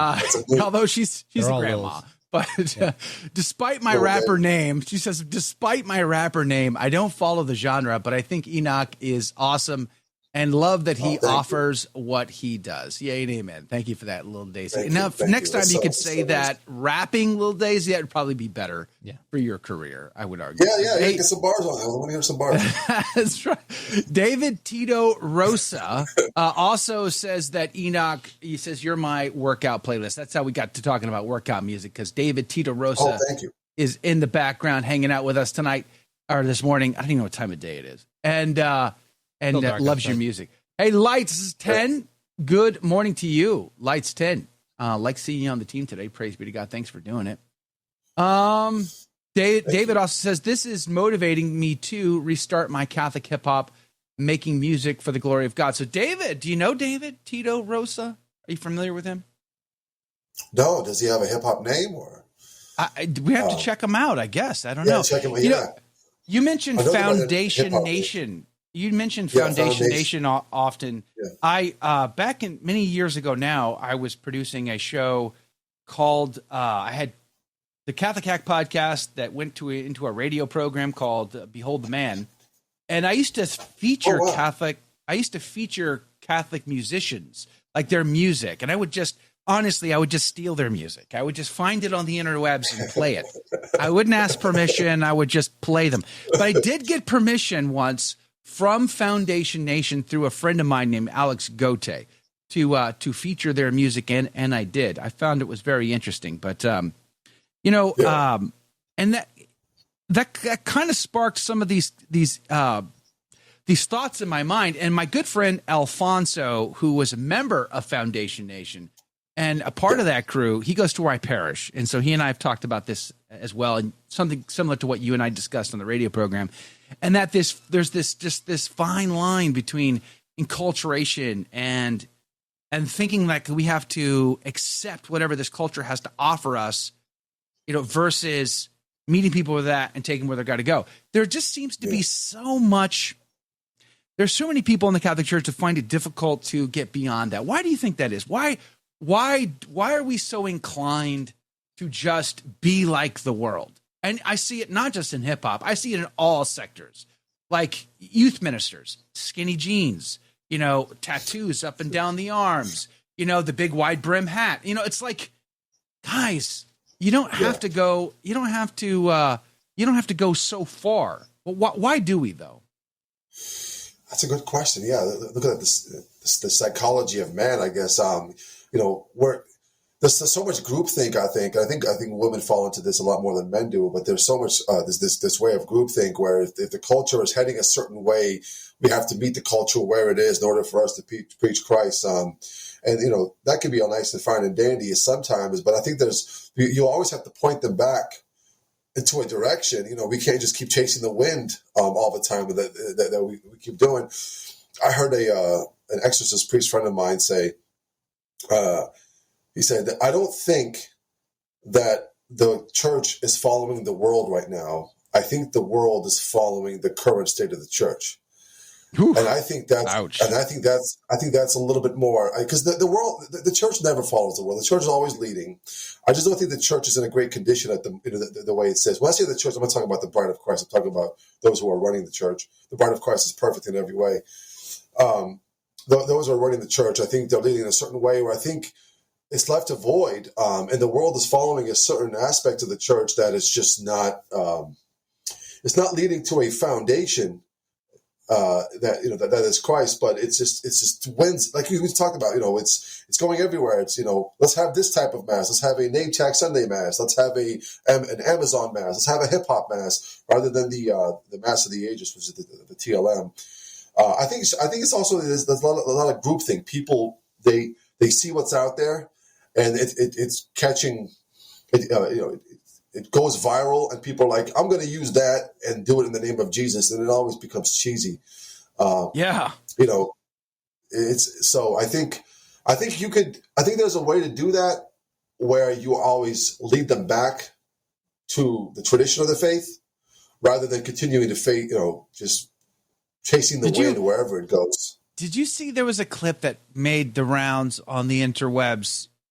I guess it was 3 weeks ago now. Maybe 4. Time flies.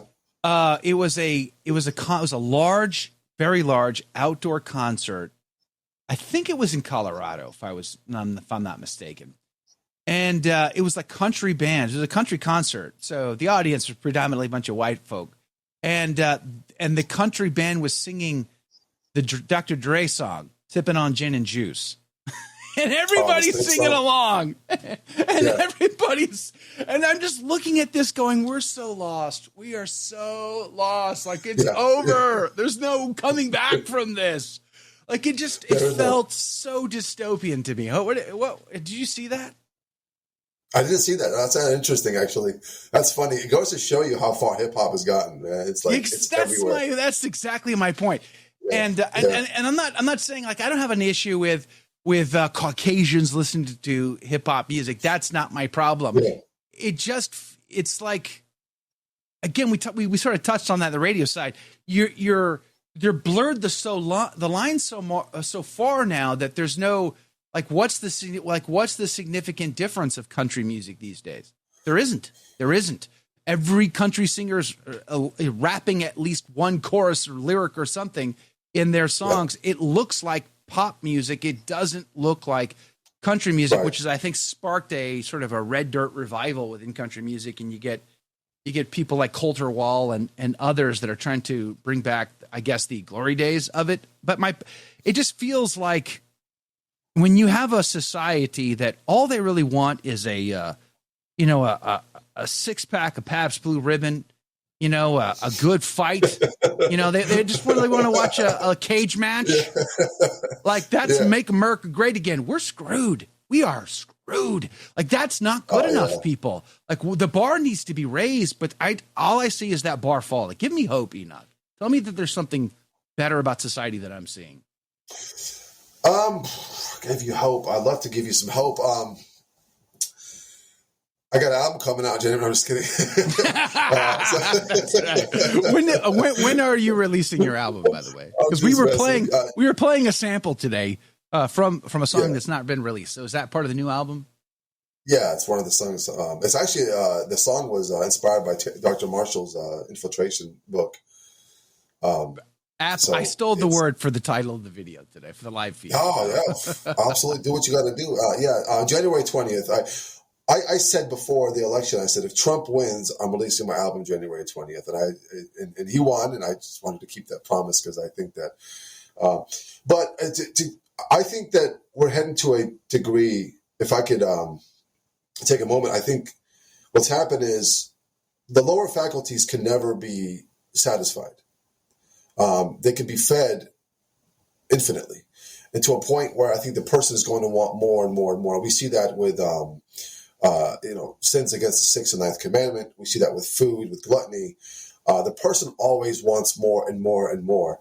And I think with TikTok culture and Instagram culture, you got to do even more reckless stuff to go viral now than you did before.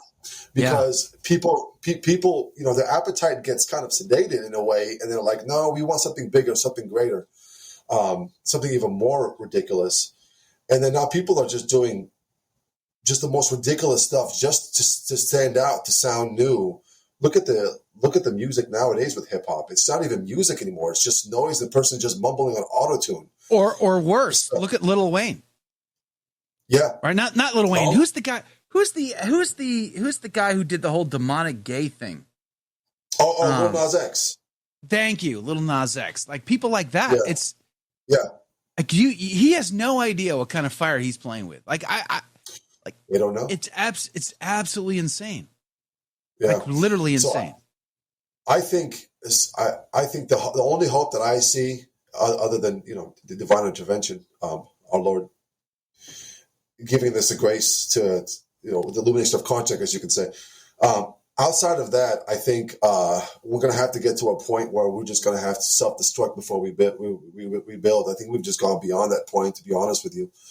But in a certain way, if you can get some of these Christian, and I'm not a fan of all of them, to be honest with you, these Protestant rappers, they sound very similar to secular rappers, but Christian hip hop is now actually just in par with secular. They've gotten the money. They have the fan base. They have the fan base greater than the Catholics. They've always been the Protestants when it comes to leveraging media have always been well ahead of Catholics from that perspective. Well ahead. Although they've made some pretty cheesy movies, there's still a big effort to put money and industry behind all of that. So they're definitely ahead of that. And within the Catholic Church, there's no Catholics don't like hanging out with each other, Enoch. Okay, we don't want to work together. We don't want to collaborate. We're not going to get together and as Gunny Highway would say, hold hands to the wee hours in the morning in the shower. Like that's not something that Catholics do. So you're not in my clique. I'm not in your clique. We don't need to hang out. Like that's the Catholic world, and I don't see that ever changing. So, frankly, I don't think we're ever going to catch up to the Protestants. If I was George Soros, and this is something I've said a lot on the show, is if I had George Soros' money, I would leverage media and content like movies and music as well. I would do that because I know it can have a mass impact 100%. On society. But it has to be done from that traditional Catholic perspective. That's the trick. And I think if there's a lot of people, to beat a dead horse, there's a lot of people who have, if they had the money, if they won the lottery, they would simply act like Little Nas X. And that would be the extent of it. And they'd act like it's okay. It's not okay. Like, we want the best. We want the best production. We want the best, highest possible quality. Because when people encounter that, they're like, wow, that's amazing. Yeah. And the message can start to have that cognitive dissonance in their mind, planting seeds in their head about something greater, more beautiful than what they're used to. Like, there's a power for that, but I just don't ever, honestly, because we have no George Soros. Jake refuses to give me his millions of dollars, so I just don't see it happening. Do you think it's possible? Is there a day when there is a powerhouse within Catholic communities that could fund such an effort? Honestly, I think if you put something like the Catholic Daily Wire together, even if it's in its infancy, and you had the concept saying, we're going to infiltrate the culture, because I think we already have, in a way, in our own little pockets. You have some folks that have infiltrated the culture. I mean, Trump tweeting Our Lady feast day. So I think St. Michael's feast day. I mean, you never thought you would see that if it wasn't for the efforts of the Catholics going on to, I guess we would call the new crusade, which is meme everybody until you win. So, and I think if we can do that with just folks doing it individually, Taylor Marshall being a big name, I think if we can do that, because there's a lot of great podcasts out there and great YouTubers that are doing a good job bringing those people in. You got Avoiding Babylon, you've got Marshall's. You guys do a good job. Who was it? Mike Church, doing his thing. I think that if all those guys got together one day and said, "Hey, we need $100 million to get this thing started," I think you could probably raise the money within a month. I think folks are really hungry for it. It's just going to take those folks to get together and say, "We got to put something together." So, yeah. Hey, by the way, Kevin, who came to our parish a couple weeks ago with his family, beautiful family, says, my son wanted to have Enoch's Runnin' to the Box as his walkout song, walking up to the plate in the Little League. How cool is that? That's awesome. Yeah. Thank you. I appreciate that. Yeah. Wow. Praise be to God. That's a song about confession. Is it really? Runnin' to the Box. Yeah. It's called The Box. Confessional Box. That's super awesome. Praise be to God. I was just looking at this group from Buffalo, Albanic? No, I was making a pun. Oh. Okay. From Albanic to Buffalo. Low bridge, everybody down. I got it. Oh, wait, hold on. I need where's my actual music? Never mind. The ship has sailed. That doesn't sound like Albanic. I no longer have command and control of all my buttons here. They're doing weird things, and I can't control them. They're rebelling. This is why we need a Butlerian jihad. I was looking for the wah, wah, wah, and it's not working out. So anyway, I got it. Yeah, praise be to God. Hey, Karen, good morning to you. Thanks for the recommendation on Albanic. I will look them up and check that out. I used to love Clan Andromma. There was a group called Clan. I think they're still around. They go under, I want to say they go under a different name now. But they were hugely popular when We Were Soldiers came out because they sang that when the helicopters are flying in, They had that low, like droned music, like with that thick Scottish accent. And they were made famous because of that film. We Were Soldiers. They used that song in their film. So they were touring all of these Scottish Highland games. Then I was going to all these games, and they were touring these games, and they were re-performing that song for everybody that they knew. And then they'd perform all these other songs. But they're like, they grew up out of the culture, my generation of Braveheart, you know, and what we thought when we think of Highlanders, we think of, you know, tribesmen, like we think of the Picts, right? Blue painted men in deer skins banging on drums. Like that was their shtick. And I love that shtick. But again, like the whole awesome. The tribal beat, like, cause it's hard to tell. It's sometimes hard to tell where the paganism stops and just the music and culture lies. Like how much of that is actually born from paganism? That's the question in my mind. Recently I saw a group out of, I want to say they're from Sweden or someplace near the polar bears. And it's their shtick too. These two twin brothers, and they're both drummers, and they're decked out in this sort of costume attire of old world Viking, you know, from the television show Viking, you know, and they're jamming on their drums. And it's like this, they're sort of celebrating the pagan culture of their lineage. I'm like, I don't know how I don't think I feel good about that anymore. I don't think I can do that anymore. It's like my people were pagans. They offered human sacrifices. Like this needs to die and go away forever. You know what I mean? Like I don't know if I should be celebrating that. I don't know if you have any more thoughts on that one, Enoch. No, I think you're right. Yeah, I think Catholicism from its origin has Christianized a lot of pagan practices, but it's always led them back to Christ. It's always been for the sake of Christ. I heard that the wedding ring at one point was a pagan practice, but then it became Christianized. Well, the Christmas tree, wedding ring, baptism itself, I think, right? Was it? Well, baptism had its prefigurations in the Old Testament. Of course, John the Baptist prefiguring it, coming to its fulfillment in the sacrament. But like the wedding ring, I think is a good example. That definitely had its roots in pagan culture. But I don't have an issue with that, so to speak, because like the obelisk in the St. Peter's Square, it is the conquering of paganism, because the top of the obelisk was a cross. You know, and it's the conquering of that culture that is being communicated with that obelisk being present there today. And all the obelisks that are in Rome strategically placed in these squares throughout the city. It's fascinating to see. But like the music, the culture, like there's a lot of Celtic music in particular. They're singing in Gaelic. You have no idea what they're saying. In fact, there is a I'm going to play just a half a second of this, or else I'm going to probably be taken to prison. I'll be taken to prison for a copyright violation. Hold on. See if I can. Hold on. I gotta turn off. I gotta turn this off before I can play this. This is called walking music.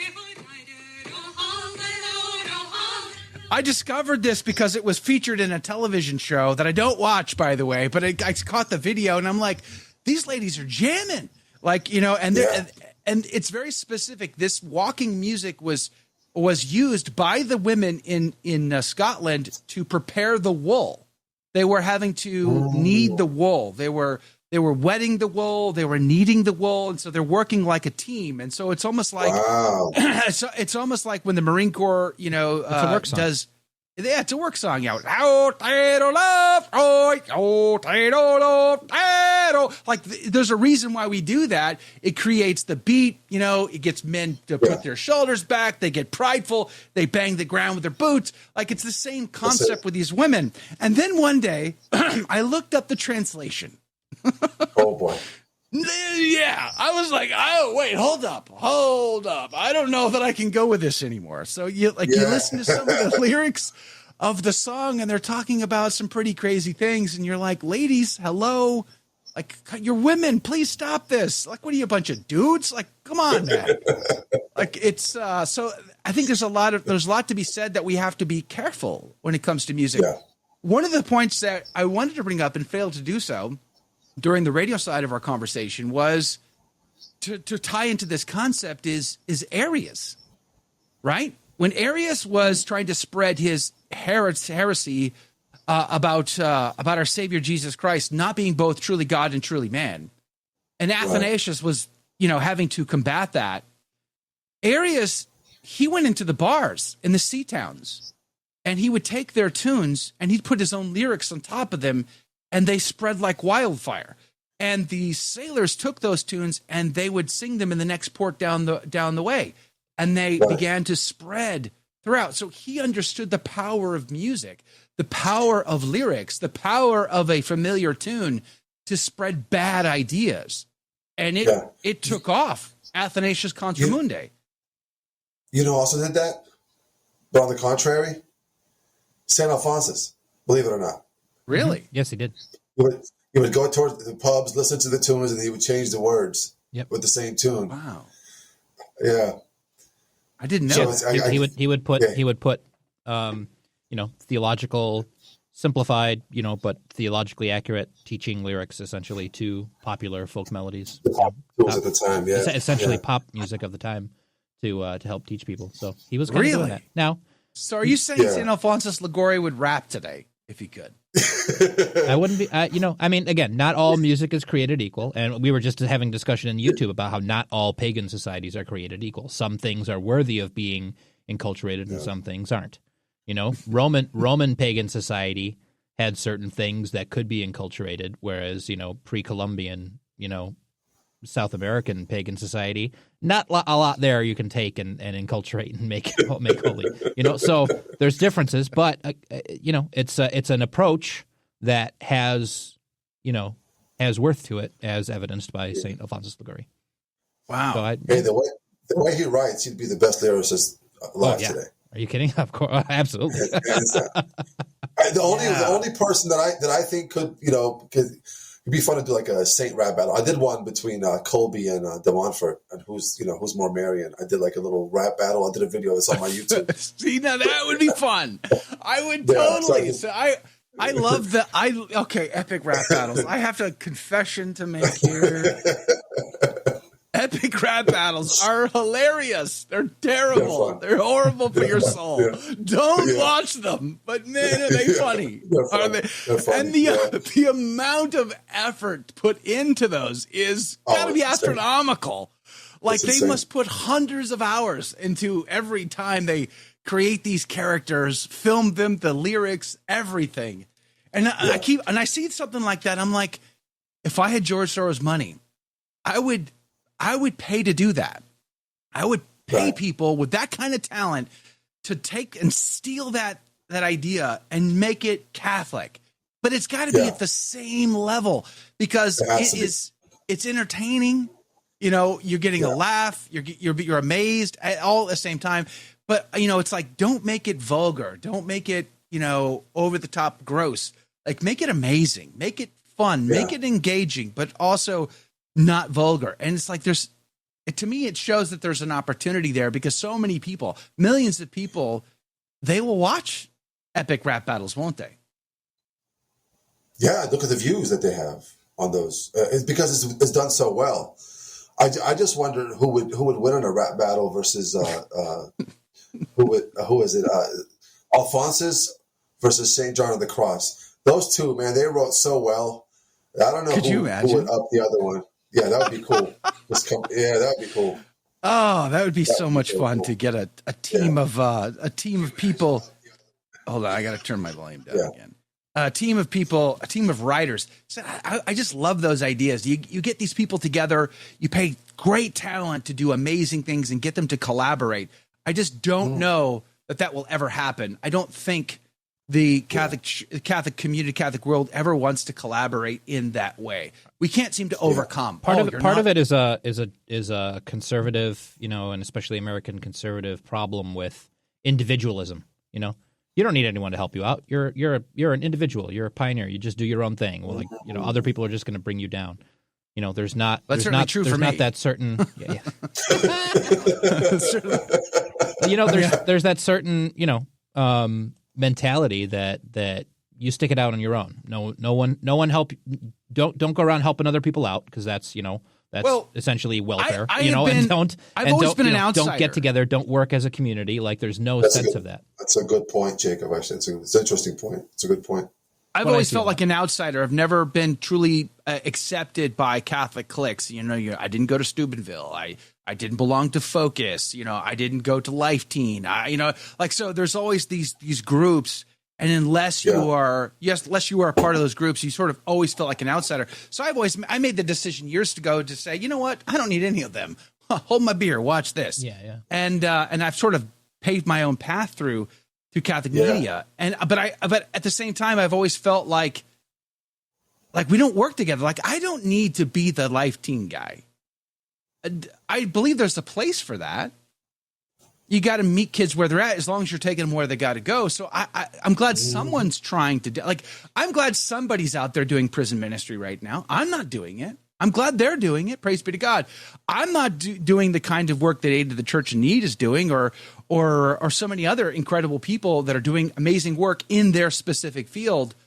Like I don't need to do all of those things. They're doing it. I just need to help fan their flame. Like I don't need to rap. I need Enoch to rap. I just need to help fan his flame. Like that's how I've always thought, but I don't think the reverse is true. In the sense that I think that most Catholics are like, I only do my little thing and my little clique, and unless you do it this way too, it just doesn't. It's not. They're not going to support it. Yeah, you're operating as an individualist, not as an individual. You're completely you're rejecting the idea of that. This is the problem with a lot of it happens with conservative media. It happens with a lot of Catholics I see. They've kind of imbibed this, you go at it alone, you do it, and you don't want to work with others, You don't want to put aside individual differences and work together for a common goal.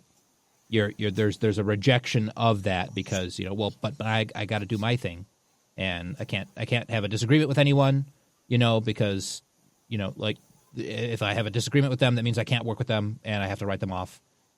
There's this. And again, the problem with cliques, you got these cliques that might work together and then might pal together, and then they push out anyone else who's not in that clique. So that's human nature, is to work with, the birds of a feather flocking together type of thing. And then there's this kind of conservative. It's like when I see conservatives rant about identity politics and how that's ruining everything, because they see what happens with DEI and everything like that. And, that's not necessarily the issue. It's the identity politics. And their reaction to it is like, no, everyone's an individual and you have to, work completely alone. It's like embracing the nuclear family and rejecting, the idea of extended family and how important that is, because, we have to go back to, as few people as possible, as small a government as possible, as all of this, you're rejecting you're rejecting things that might be being misused by those you're opposed to. So you're rejecting all of that. You're throwing out the baby with the bathwater, and you're embracing this very, individualist mentality, which is not how people are designed to operate. It's not how Catholics are designed to operate. Because it's like, go back and read Rerum Novarum by Leo XIII, and he talks about guilds, and he talks about Catholic unions and the importance of this, as long as Catholicism is the unifying factor. Yeah. But because, unions are so liberal, especially the United States, it has such a leftist tinge to it that people reject it. And you see a lot of conservatives, a lot of Catholics, even traditional Catholics, who are all aboard the whole corporate, completely free market capitalism bandwagon, because it's supposedly the opposite of the communist way of doing things, when that's not traditional. That's not properly Catholic. I think it's a similar issue here with why people don't even want to work together. It's like, no, why would I join, why would I go through the effort of having to work together with people, which is difficult to do? Why would I go through the trouble of trying to do that properly when I could just have my own YouTube channel. I could just do my own thing and be my own boss and whatever, It's sure. Yeah. There's a mentality to that I think is maybe not necessarily fully like just American, but I see it a lot in American conservatism. I don't know. That's my take on it. It's something I've noticed a lot. Yeah, for sure. Well said. Hey, Tradish Mom is on the team today. Good morning to you, Tradish Mom. Walking. Yeah, it's not Christopher Walken. It's walking. It's really good music if you like that kind of beat, but nonetheless. Hey, Sci-Fi has a recommendation for an epic saint battle. He's got St. Francis versus St. Dominic. He's also got St. Thomas versus St. Augustine in epic saint battles. Although I would like to see Cornelius Lapide against Suarez. I think that would be amazing. I was going to say St. Jerome versus St. Augustine because they butted heads. That's true. For real, as at their time. So. Or we could do Saints. Or we could do Saints versus Heretics. We could do Bellarmine versus Luther. There you go. Oh yes, yes. Who was what was the Cardinal's name that debated Luther and the Bellarmine? Wasn't it Bellarmine? No. Did Bellarmine debate else? Him? It was what was his name? I can't remember his name, but that would be good. Like get the transcripts out. Oh, get the transcripts and just that's like a good totally point. just use the actual words. That'd be amazing. Okay. St. Thomas More dropped a couple of choice words in his letters about Luther, in his opinion about Luther. He did. That would be interesting. So did St. Henry VIII. Woof. Sorry, what was that? I'm sorry. Freudian slip. Anglican slip right there. Little phlegm in the back of the throat there. Cajetan, thank you. Improximus coming for the rescue there with Cajetan. Cajetan, yes. Oh, that'd be so good. And what a name like Cajetan, too. Like, that's a hip-hop name right there. That's a rap name to begin with. Cajetan. Exactly. Cajetan destroys Luther. Yeah. Let me ask you then about we're talking about lyrics now. What's the process like writing lyrics? What is that? How do you go about the process of writing lyrics? Well, I think it's different from everybody else. For me, the beat comes first because then I got to find the cadence. I got to find the right cadence. I got to find the right flow, which goes with the beat. And then the lyrics process starts. Then there's a single concept, but there's different types of rappers that do different types of things. I'm East Coast trained, I guess you would say, because I listen to them so much that I've gotten to a point where I can't do a single rhyme format anymore because it's just. What do you mean by that? Can you explain? So ball, wall, call, all. So super line. Obvious. You're obvious to end every line. Yeah, you're into more complex poetry. Well, multi-syllable rhyme schemes. Okay, give me an example.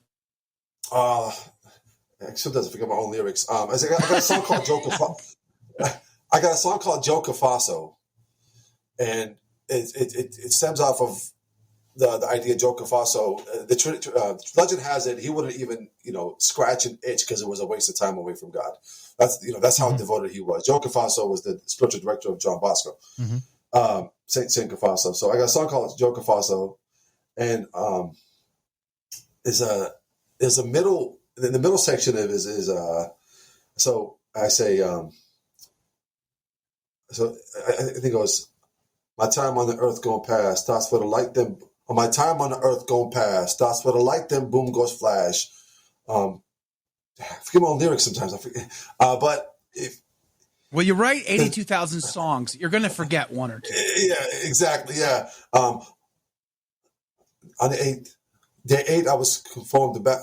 I forget. So I got to look it up. But there's like a 3 to 4 syllable rhyme. So every single word in the first line will rhyme with every single word in the second line. Will rhyme with every single word in the third line. Interesting. So it's a multiple syllable rhyme. That way, it's a lot better for the listener to try to figure that out, and also try to find some type of double entendre on one of the new songs in the album called Sacramento Man. I say, I'm so hooked to the metal, don't you know I've been addicted. So the Benedictine metal is on a hook, but I'm so hooked to the Benedictine metal, I've been addicted. Benedictine. Sure. Yeah. So it's got like, so just trying to find things like that, just fun double entendres, punch, double meaning punchlines. Those are the type of lyrics like writing. Let me take your temperature. I'm going to name some names, and you tell me what you think about them. Bone Thugs and Harmony. So, as far as like their talent goes? You tell me. When I say Bone Thugs and Harmony, what comes to your mind? Bone Thugs and Harmony.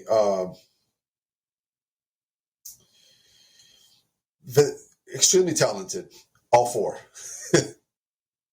Did you like their style? Yeah, it was so weird because they're like Midwest in a way. They're from Cleveland.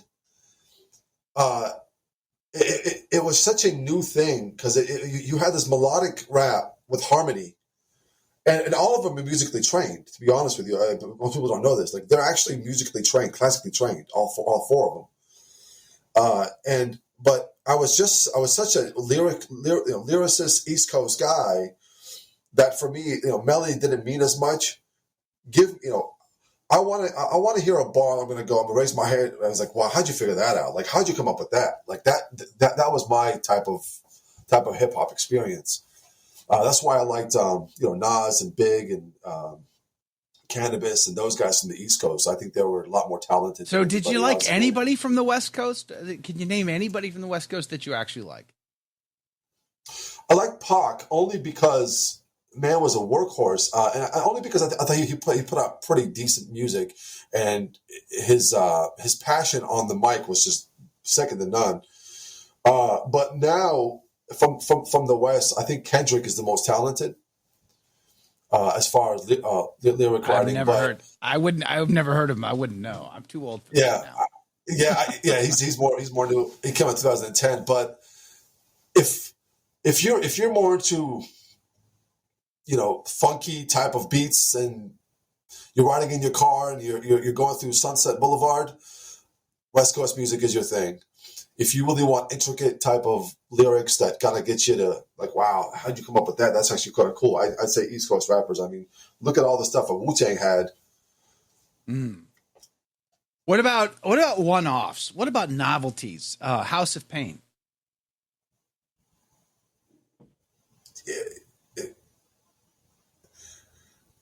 We're okay, I guess. I mean, I never listened to Come them, on, man. Their song is still played in every nightclub today. I guarantee it. Great song. They're still playing that song. These guys have these guys. If they're still alive, I have no idea. But if they're still alive, they must sit back and go, "I made a living off of one song." Like they do. It's crazy. Yeah. Who was it? The guy who sang My Sharona. Remember that song? Yes. From the neck? My shirt. Yeah. He literally said, once a month, I go down to my lockbox and I pick up a check and I live off of that one song for decades. Yep. Hey, man. I'm sure that's a bittersweet pill. That's what John Carpenter, the director and musician, said about people remaking his movies. Because some people would probably get mad if people were remaking their art or whatever. And John Carpenter says, I don't care. It's just every so often I just hold my hand out and a check floats down into it. So I don't mind. Interesting story. Oh, all the way to the bank, baby. Yeah. I'll tell you what. Oh, yeah. Woe is me. Yeah. Exactly. Yeah, poor guy. Want to know something interesting? If you look at the rappers today, they're sampling a lot of the stuff of the 90s and early 2000s. Mm-hmm. And somebody, I think it was T-Pain, somebody asked T-Pain and said, what about the whole sampling? You got to clear it, And T-Pain said, no, we don't clear anything. Here's what he said. This is the most interesting part.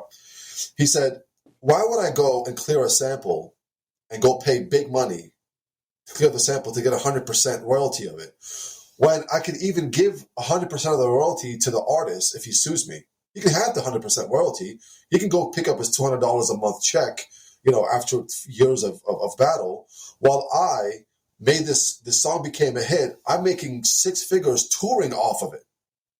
Right. So, yeah. It's a business. So it's becoming a business, and the artists are lost now. It's sort of interesting because it kind of tangentially plays into something else I was thinking about, and that is the movie industry. One of my other passion projects. You know, it used to be back in the day, back in my day, they would pay people to compose specific one-off music for the film. You'd have the score, but you would also just have the soundtrack. Mm-hmm. Every movie had a unique soundtrack composed every time. They don't do that anymore. They don't have artists make songs. They just simply license a song that already exists because it's probably cheaper and easier on the long run. You know, they were still doing that fairly recently with certain films that they knew would be big hits with the teens.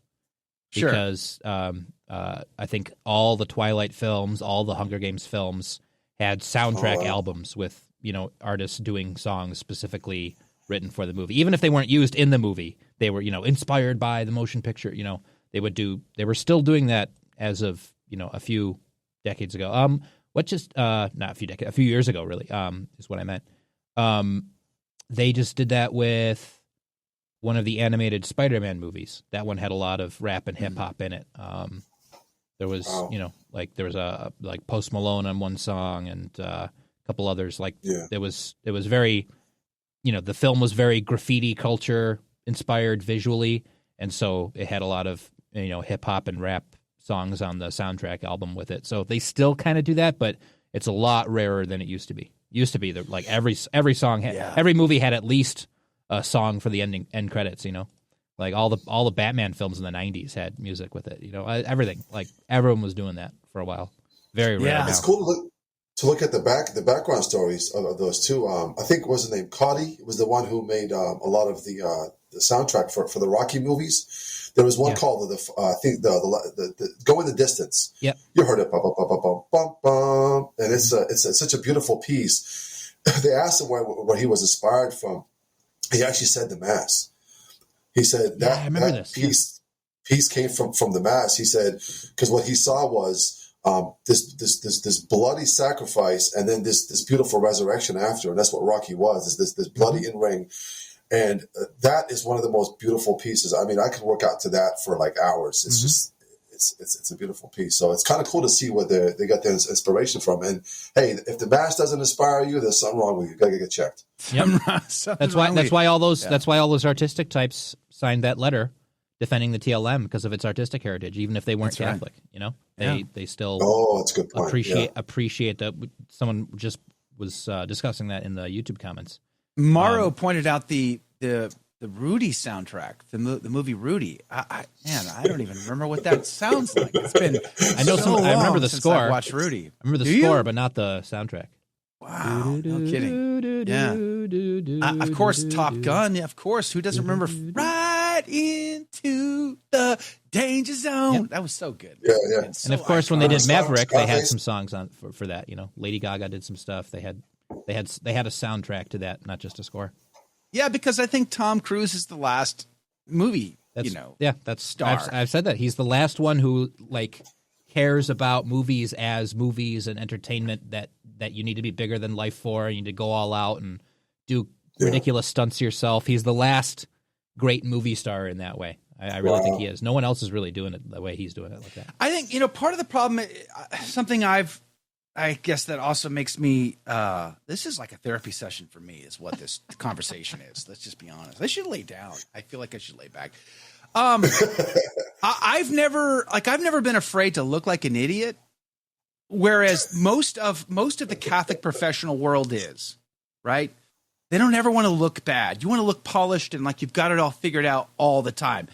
I've never been afraid of that. Like, I look like an idiot because I am an idiot, and it's okay. I don't have a problem with that.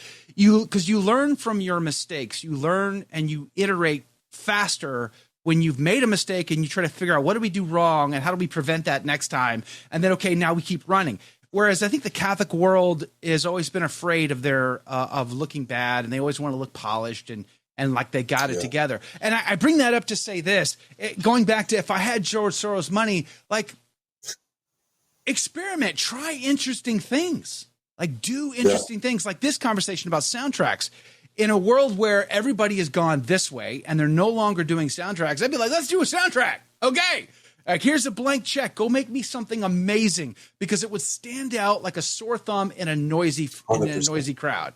Right. And like, I brought up Bone Thugs and Harmony because I knew like their style was so different than their peers that they stood out. And everybody still thinks of Bone Thugs and Harmony. I'm not that big of a hip hop guy or fan. Like, I don't really know that many things, but what was the other one? It was like it was a duo. It was two guys. One of them was really a strange dude.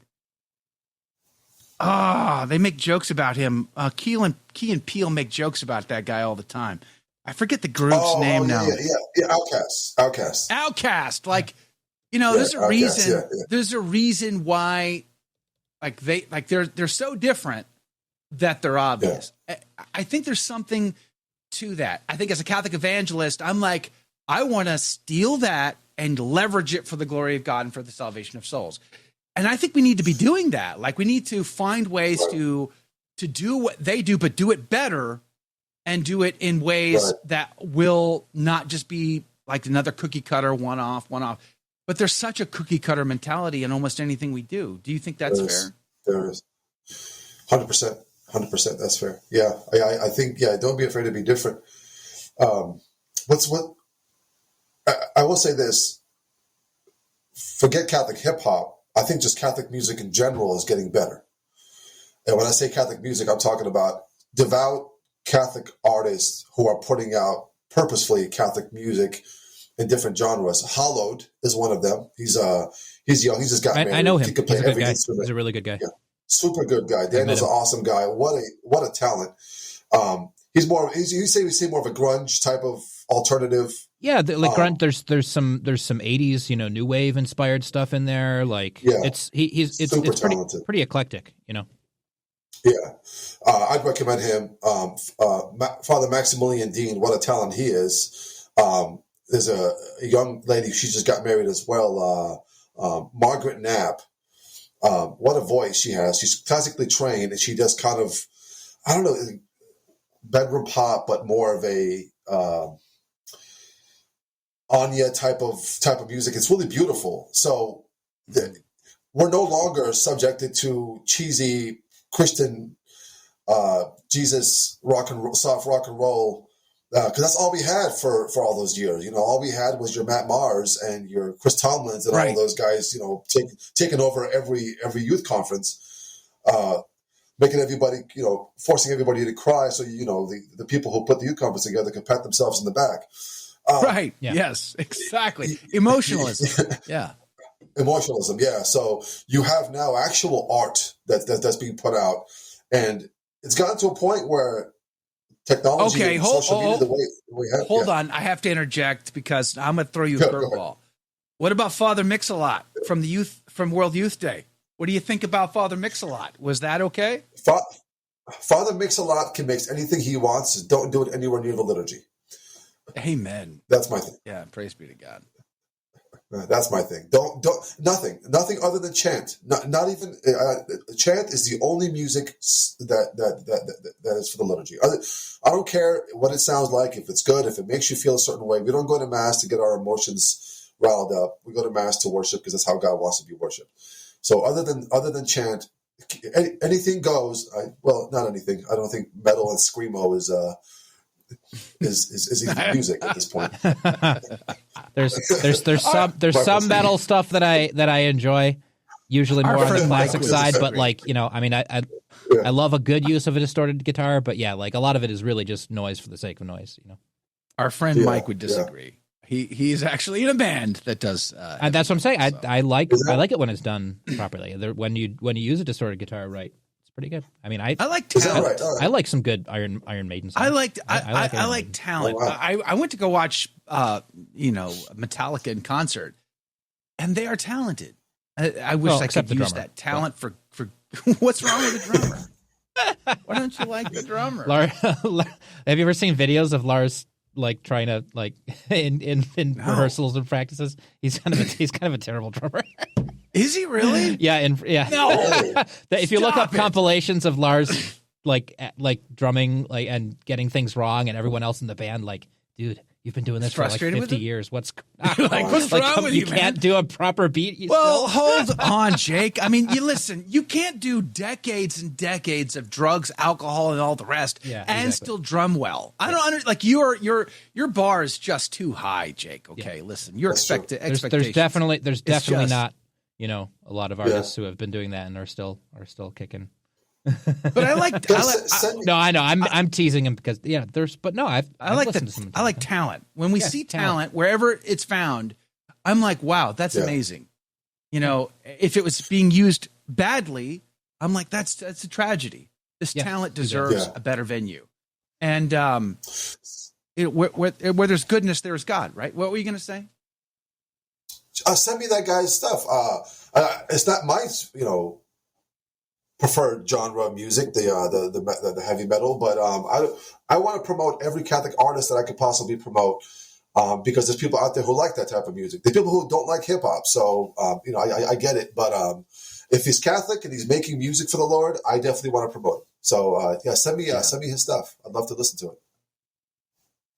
Improxima says, problem is when the accepted standard at Mass is active participation, then anything people do creatively is something you're going to naturally try to bring to the Mass. I would agree with that.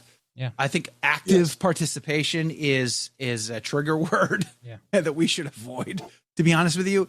Like, we need to be present at the holy sacrifice and give God what is owed to him, which is adoration and worship. We're not there to emotionalize or feel something good. We don't even need to feel anything one way or the other about it. We want the Mass said incredibly well.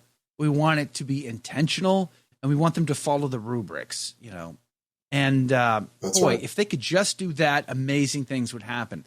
Now, as Holy Roman Emperor, I have to say, I'm not a fan of the organ. I'm not a fan of the organ. I know Jake thinks I'm a heretic for this, but I do love chant. Bring the chant. Let's go with the choir. Let's do that. I may have to impose some imperial power to get the violin incorporated as an official instrument of the Holy Mass, because I love the violin, and the cello. Yes, I could rock a cello. But who doesn't love Siberian orchestra? What's it called? We're going to be hearing all of it. I still don't believe that whole orchestra is trans. That whole Siberian orchestra is definitely not trans.